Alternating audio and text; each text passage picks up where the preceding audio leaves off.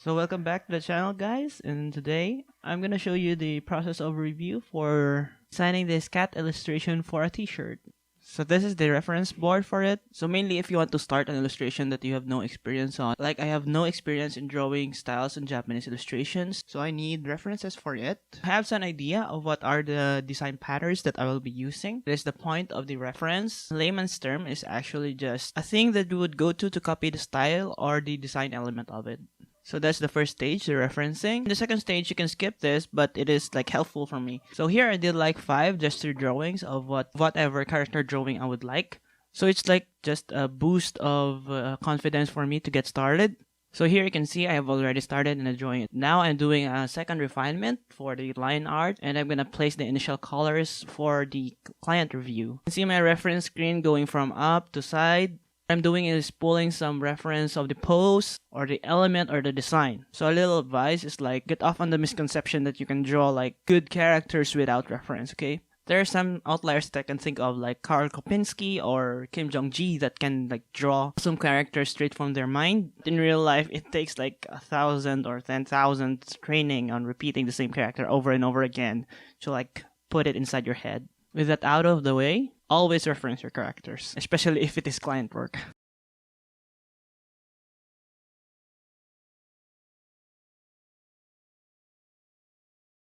So here I'm drawing a rough sketch of the koi and the waves. I'm gonna get like initial client feedback for this. And yes, it is very important to get first the client feedback on the rough sketch of the art so that it would be a waste of time if the client didn't like it and you fully rendered it. So it's like, yeah, it will be a waste of time.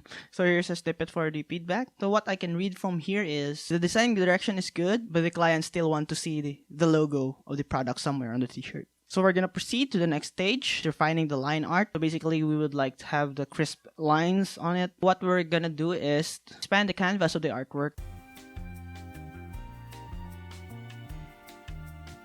So what I'm talking about, changing the resolution, right?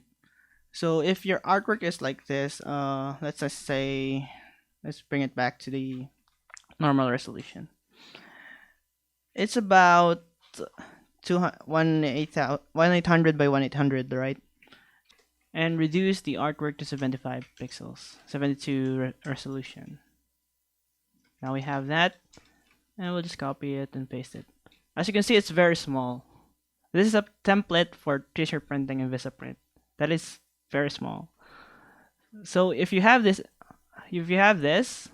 they will just do this, like make it blow up like that.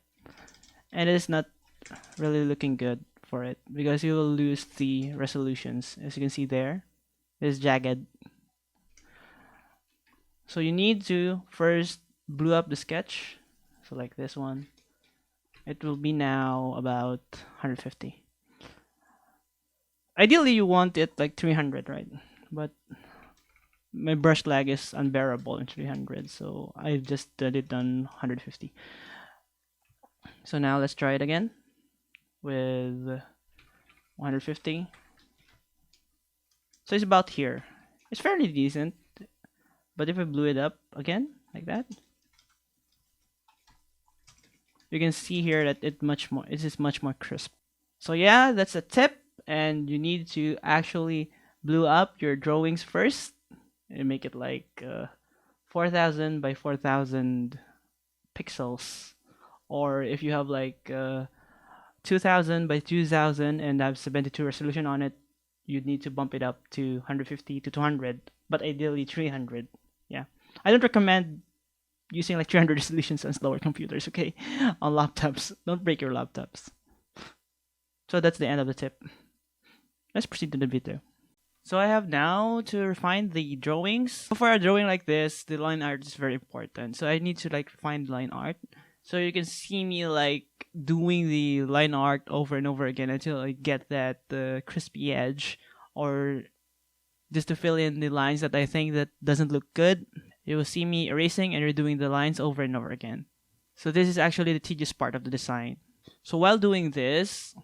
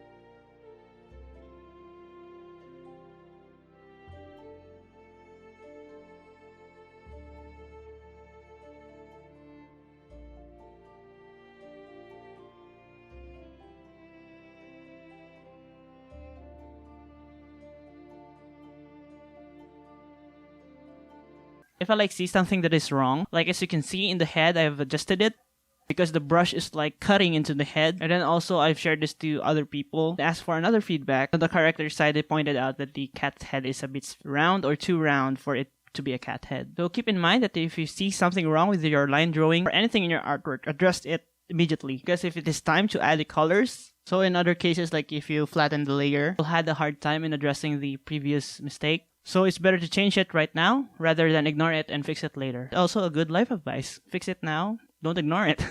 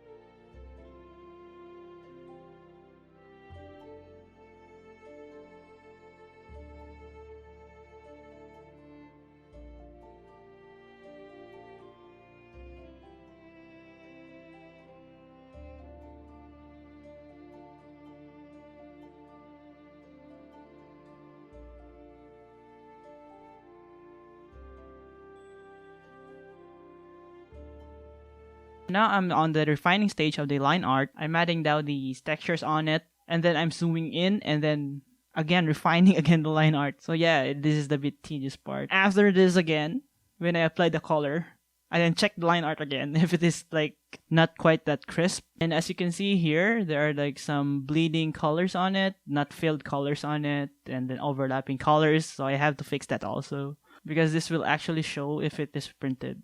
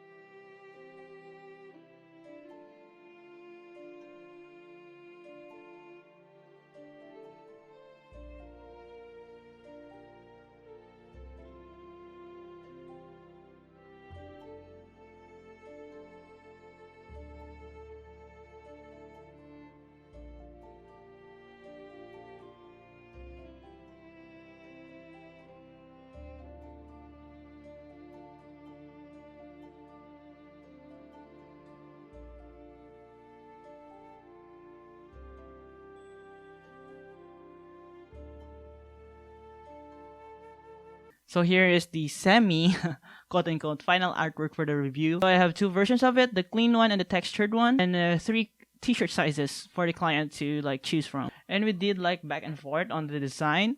On the placement of the logo, it ended up like just going back to the original design. So here is the final artwork for it. You can see the kanji is now flipped to the right side.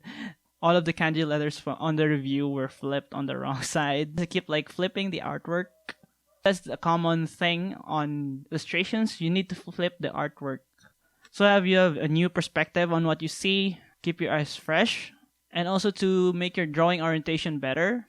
Because some strokes you made in drawing are just much more fluid if you do it right to left. Like I am right-handed, so it is much comfortable for me to do strokes from right to left. So yeah, I flipped the artboard for that. If you're like directly referencing the position, like the position of the hand, you need to actually flip your artwork to match the position of your reference. So I think that's it. I hope you find this video informative, and I will inform you if what is the final look on the product on the t-shirt printing side of it. I hope it will look good. Consider giving this a like if you have learned something, and subscribing to my channel for other art stuffs, UI and UX related, or just random stuffs. So I hope you had a great day and have a good one.